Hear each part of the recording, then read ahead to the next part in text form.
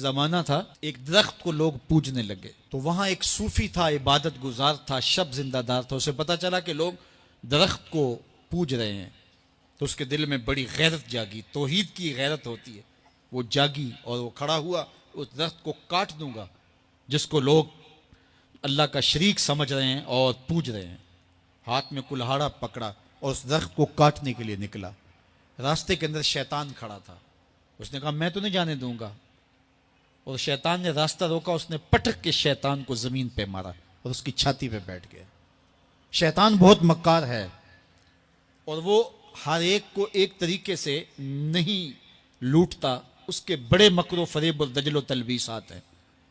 اس نے دوسرا طریقہ اختیار کیا. اس نے کہا جناب آپ عبادت گزار ہیں، تہجد گزار ہیں، شب زندہ دار ہیں، آپ درخت کو کاٹیں گے، لوگ آپ کے مخالف ہو جائیں گے، پھر آپ کو ان کے مقابل کھڑا ہونا پڑے گا، اور سویرے شام لڑائی ہی لڑائی، آپ کی عبادتوں کے وقت میں خلل آئے گا.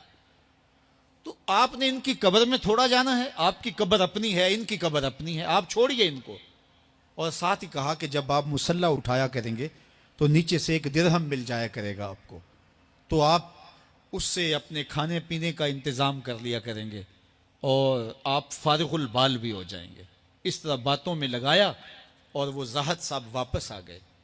نماز پڑھی، مصلی اٹھایا، درہم ملا، بڑے خوش ہوئے اور دلیلیں تراشنے لگے. واقعی مجھے کیا لگی، تمہیں غیر سے کیا، تم اپنی نبیڑو، تم اپنی قبر میں جانا ہے، جائیں وہ بھاڑ میں، مجھے کیا لگے، مجھے ان کے بارے میں کیا پوچھا جانا ہے.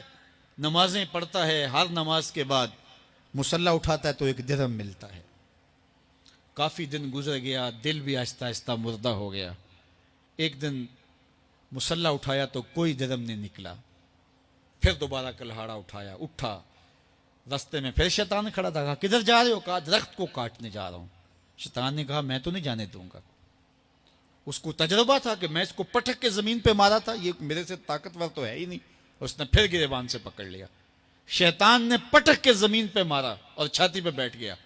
وہ زاہد صاحب پریشان ہو گئے، شیطان کو کہنے لگے کہ یہ کیسے ہوا، میرا تو تجربہ ماضی کا یہ تھا کہ میں طاقتور ہوں، تم کمزور ہو، لیکن اب تم نے پٹک کے مجھے زمین پہ مارا.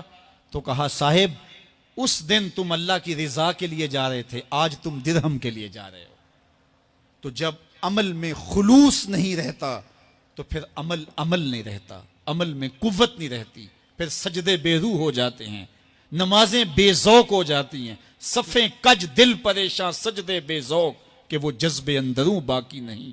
نماز، روزہ، حج، زکوٰۃ سب کچھ ہے باقی مگر تو باقی نہیں. پھر سب کچھ چلتا رہتا ہے لیکن رسم ہوتی ہے. لا یبقى من الاسلام الا اسمہ ولا یبقى من القرآن الا رسمہ. پھر قرآن پڑھا جاتا ہے، رسم ہوتا ہے. قرآن دل کو پھر نہیں بدلتا، اس لیے کہ رسم ادا ہو رہی ہوتی ہے. جب رسم ادا ہو رہی ہو تو پھر قرآن دل کو نہیں بدلتا. جب قرآن کے طور پہ پڑھا جا رہا ہو پھر یہ دلوں میں رنگ اتارتا ہے اور معرفت کا نور دیتا ہے اور دلوں کے زنگ اتارتا ہے.